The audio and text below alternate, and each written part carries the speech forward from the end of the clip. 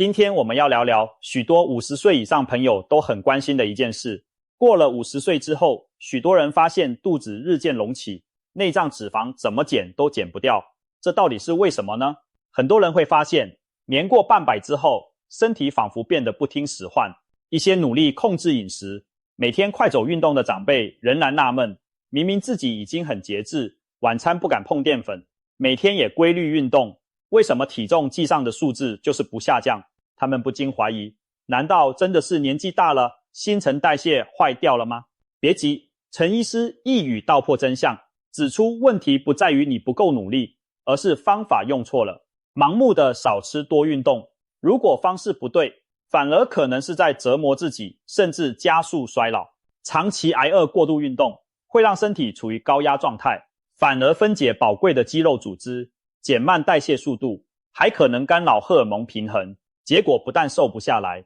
皮肤松弛，精神不济，看起来比实际年龄还苍老。不过别灰心，找到问题所在，就有了解决的希望。接下来我们将深入解析内脏脂肪的秘密，告诉你如何用正确的方法甩掉这些顽固脂肪，让50岁后的你也能轻松瘦下来。首先，我们得认清谁是敌人。所谓内脏脂肪，并不是平常用手一捏肚皮就摸得到的松软脂肪，而是藏在腹腔深处，紧紧包围着肝脏、胰脏、肾脏、肠道等重要器官的一种脂肪块。这类脂肪比较硬实，你可以把它想象成长在身体里的隐形毒工厂，每天不知疲倦地制造对身体有害的物质。一般判断内脏脂肪是否超标，可以透过腰围来粗略估计。男性腰围若超过90公分，女性超过80公分，就属于内脏脂肪偏高的危险范围，得特别留意。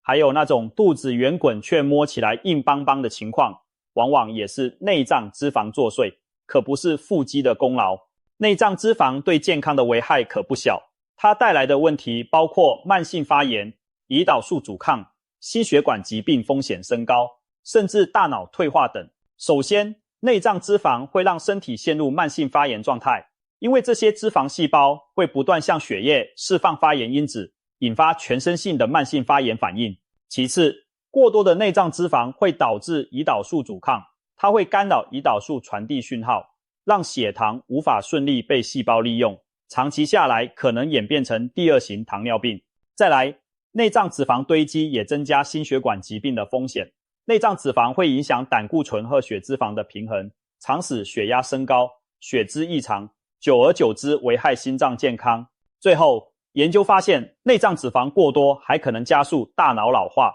内脏脂肪相关的发炎物质会影响脑部健康，使记忆力和认知功能提早衰退。因此，减掉内脏脂肪不仅是让外表更好看，更是在帮身体进行一次大规模的排毒和复健。可以想象，在过去物资缺乏的年代，内脏脂肪或许能帮助我们撑过饥荒，但在食物充裕的现代，这座毒素工厂只会让我们提前生病。那么，为什么传统印象中的少吃多动有时未能奏效？陈医师指出，这与我们身体的2种代谢模式有关。打个比方，人体好比一辆汽车，有油门和刹车2大开关，我们必须学会适时切换。第一种模式是生长与储存模式，由细胞内一种名为 mTOR 的感应器控制，相当于汽车的油门。每当你进食，特别是摄取大量淀粉和蛋白质时， mTOR 就会被启动，告诉身体现在能量充足，要赶快合成组织并储存脂肪。第2种模式是维护与修复模式，由另一个感应器 AMPK 掌管，等同于汽车的刹车兼清洁工。只有当身体感受到能量短缺时， AMPK 才会启动，开始燃烧脂肪，并且修补受损的粒线体，也就是细胞中的微型能量工厂。然而，现代人的困境在于，我们一天到晚都在踩着油门，从早餐、午餐、下午茶一路吃到晚餐，甚至宵夜。一天24小时当中，有超过16个小时 mTOR 都处于兴奋工作状态。油门踩到底，身体根本没有机会切换到 AMPK 模式去进行大扫除和燃烧脂肪。年轻时新陈代谢旺盛，长期踩着油门或许一时还撑得住，但随着年龄增长，肌肉逐渐流失，代谢变慢。如果仍旧维持这种饮食模式，内脏脂肪只会节节攀升，健康风险也越来越高。难怪许多人一过中年，肚子就悄悄大了起来。所以，减脂的关键目标只有一个，就是学会松开油门，适时踩下刹车。接下来就进入实战，看看我们该怎么做才能让内脏脂肪自动消失。陈医师提供了3大关键策略，只要做对这3件事，50岁之后一样可以有效燃烧顽固脂肪。第一件事，重启你的代谢时钟，避开夜晚的胰岛素阻抗陷阱。许多人减肥时只关注少吃什么东西，但其实吃的时间点更关键。陈医师强烈建议采用时间限制饮食，也就是大家熟悉的间歇性断食法。所谓时间限制饮食，就是将一天中允许进食的时间压缩在一个固定的区间内。对于50岁以上的朋友，可以先从14小时不进食，10小时内吃完3餐的节奏开始。如果适应良好，再挑战16小时不进食，8小时内吃东西的进阶版间歇性断食。刚开始执行这种限时进食法时，或许前几天你会感到有点饿或不习惯，不过大多数人很快就能适应。当身体习惯了新的作息，你会发现不吃宵夜其实没这么困难，早上起来反而更有精神，肚子也一天比一天平坦。然而，许多人即便开始实行断食法，效果仍不彰。其中最常见的败笔就是晚餐时间拖太晚，这里牵涉到我们身体的一个生理节奏。天黑后，脑部开始分泌褪黑激素来让人产生睡意。褪黑激素不仅让你想睡，它还会通知胰脏，主人准备休息，不需要再分泌胰岛素了。因此，如果你在夜深时段还在进食，即便只是一小片蛋糕或水果，血液中的葡萄糖都缺乏足够胰岛素来处理，最后只好全数被肝脏拦截，转化成脂肪存起来，其中很大一部分就囤积为内脏脂肪。所以，一旦决定几点上床睡觉，就要往前推算4小时作为你的进食门禁时间。假如你习惯晚上11点睡，那么请务必在7点前吃完最后一餐。这样一来，到了睡觉时，你体内的胰岛素浓度已降到最低，而另一种有助燃脂的荷尔蒙，也就是生长激素，则能升到最高。生长激素在深睡时大量分泌，具有修复身体和促进脂肪分解的作用。当你晚上不再进食，让胰岛素休息，生长激素就能充分发挥功能，等于替身体启动夜间的自动亲子模式，把你睡觉的8小时变成燃烧内脏脂肪的黄金时间。有研究比较过不同进食时段，结果发现将热量集中在白天，晚上提早停食的人，减掉脂肪的效果比晚吃的人好很多。简单说，早餐和午餐吃够，晚餐提早且清淡，对中高龄减脂最为有利。例如，有位先生过去习惯晚上9点吃晚餐，睡前还要加宵夜，肚子越来越大。后来他改在6点前吃完晚餐，坚持不再宵夜，3个月下来，体重下降了5公斤，腰围也减少了10公分。可见只要调整进食时间，效果就相当惊人。第二件事，讲究精准的营养摄取，锁定蛋白质和胆碱2大要素。要消除内脏脂肪，吃得少还不够，吃得对才是关键。除了戒掉精致糖分和加工食品之外，陈医师特别强调2种营养素，蛋白质和胆碱。很多长辈减肥时常常只吃蔬菜水果，不吃主食和肉类，这其实是走入了误区。不吃肉导致蛋白质严重不足，短期体重可能掉，长期却会让身体越来越虚弱，基础代谢下降，更难减脂。许多长辈害怕吃肉会增加肾脏负担，不敢摄取太多蛋白质。但其实除了已经有肾脏病的人，适量增加蛋白质对中高龄者非常重要。因为人过中年后，肌肉量会以每年约 1% 的速度流失。若蛋白质摄取不足，身体反而会分解自身肌肉来提供能量，导致恶性循环。肌肉流失让代谢变慢，脂肪就更容易囤积，整体健康也每况愈下。蛋白质是人体代谢的基石，它有几大好处。第一，足够的蛋白质可以让肠道分泌让人产生饱足感的荷尔蒙，减少饥饿感，让你不会老想找东西吃。第二，蛋白质具有很高的食物生热效应，人体在消化蛋白质时会消耗更多热量，等于帮助你自动燃烧部分热量。第三，蛋白质能维持并增加肌肉量，而肌肉是身体最大的葡萄糖储存库。肌肉量充足时，你吃进去的糖分更容易被肌肉吸收存起来，不会在血液中游荡转成脂肪。反之，如果肌肉不足，糖分就容易直接被转成脂肪囤积在腹部。实际执行时，建议每餐都安排足量的优质蛋白质，例如早餐可以吃1颗水煮蛋加上1杯豆浆，午餐和晚餐各准备1份手掌大小的鱼肉、鸡胸肉或豆腐，确保全天摄取充足的蛋白质。同时也要记得均衡饮食，避免只吃青菜水果而忽略了蛋白质来源。再来谈谈胆碱，这是一种常被忽视但对消脂非常关键的营养素。许多不抽烟不喝酒、饮食清淡的人也可能罹患脂肪肝，原因之一就是缺乏胆碱。因为肝脏要把多余的脂肪运出体外，需要先将脂肪打包成一种极低密度脂蛋白微粒才能送走。简单来说，可以把它想象成肝脏用来载运脂肪的卡车，而胆碱正是制造这些运脂卡车的重要原料。如果缺乏胆碱，肝脏就没有足够的卡车把脂肪送出去，脂肪只能堆在肝脏里，渐渐形成脂肪肝。陈医师提到，他遇过有些病人平时不吃油腻也不喝酒，却检查出脂肪肝。一问之下发现，他们共同点是饮食中缺乏蛋黄、肉类等富含胆碱的食物。也就是说，并非吃太油造成脂肪肝，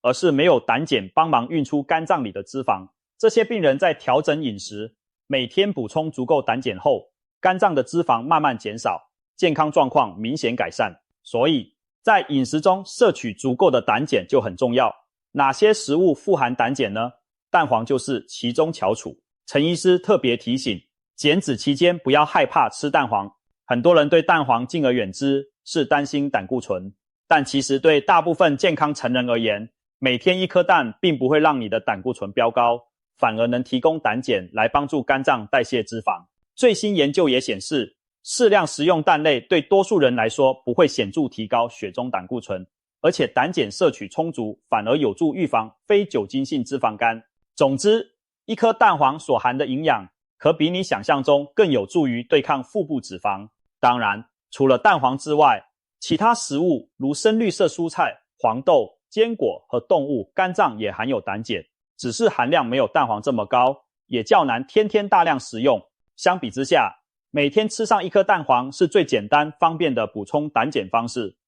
第三件事，为自己定制运动处方，结合重量训练和中二有氧运动。很多银发族平时虽有运动，但多半只是散步或跳跳舞，动总比不动好，但要更有效地减掉内脏脂肪，运动得更精准一点。陈医师建议的最佳组合是规律做肌肉力量训练，搭配低强度的有氧耐力运动。先说重量训练，也就是肌力训练，不用担心需要上健身房举哑铃，其实在家徒手深蹲、伏地挺身，或拿装满水的保特瓶当哑铃，一样可以锻炼肌肉。重量训练最重要的目的是增强肌肉量，肌肉不只让你身体更结实，还有一个秘密武器功能。当肌肉收缩时，它能直接把血液中的糖分吸进肌肉细胞，不需要胰岛素帮忙。换句话说，运动中的肌肉等于自带一把门锁，主动打开大门让葡萄糖进入，这对于降低血糖、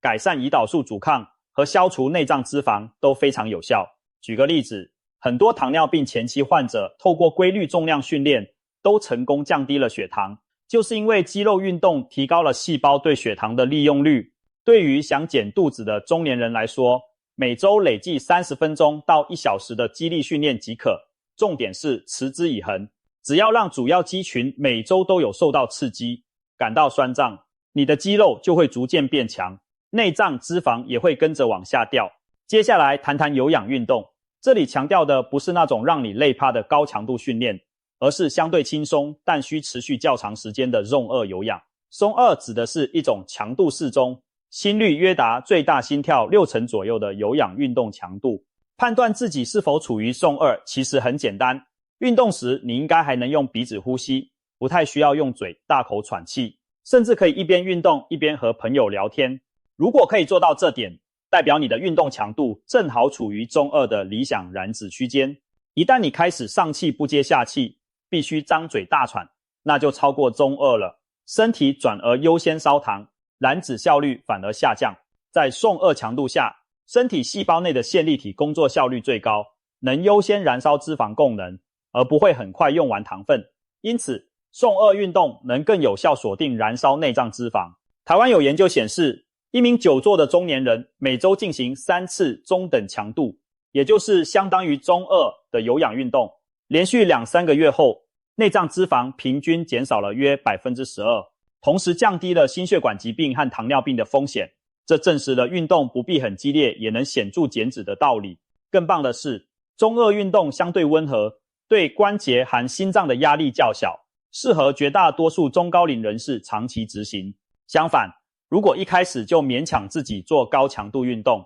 不仅容易受伤，压力荷尔蒙皮质醇飙升，反而可能促进脂肪囤积，得不偿失。因此，最理想的计划是将力量训练和中2有氧结合。例如，每周安排2到3天做肌力训练，再搭配3天左右的中2有氧，如快走、骑脚踏车、游泳等交替进行。这样一来，肌肉量提升了，脂肪也被源源不断的消耗，几个月下来，小肚腩自然会慢慢缩水。另外，有些人以为每天狂做仰卧起坐就能瘦小腹，但事实上，仰卧起坐只能锻炼腹肌，却无法针对性的消除内脏脂肪，还可能因姿势不当伤到腰椎。要减肚子，重点还是在于全身性的脂肪降低，而不是局部的腹肌运动。举个例子，55岁的王阿姨以前每天在公园快走1小时，但肚子依然圆滚滚。后来在医师建议下，她开始每周增加2次居家肌力训练，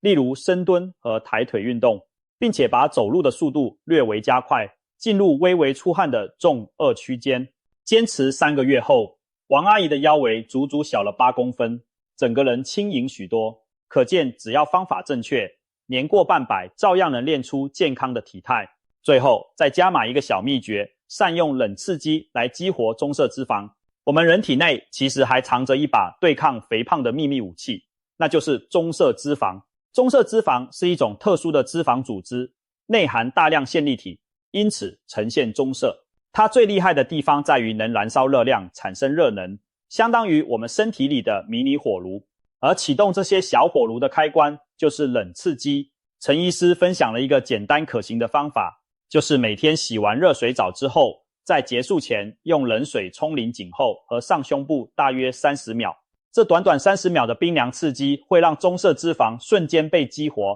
开始疯狂燃烧体内的热量来产热，帮助你额外消耗卡路里。当然，如果你有高血压或心血管疾病，进行冷水刺激前务必要先请教医生并量力而为，避免让身体受不了。对一般人来说，刚开始尝试时可以循序渐进降低水温，不必一开始就用极冰的水温，让身体慢慢适应冷刺激即可。说了这么多，我们来帮各位把重点做个整理。过了50岁要减掉内脏脂肪，与其一味挨饿疯狂运动，不如换个思路，从根本上调教身体的燃脂开关。第一，掌握进食时间，别让胰岛素在该休息时还留在岗位。第二，吃对食物，特别是充足的蛋白质和胆碱，给予身体燃脂所需的原料，同时避免过多垃圾热量。第三，聪明运动，透过重量训练增强肌肉，再用中2有氧大量消耗脂肪。此外，也别忽视充足的睡眠和疏解压力的重要性。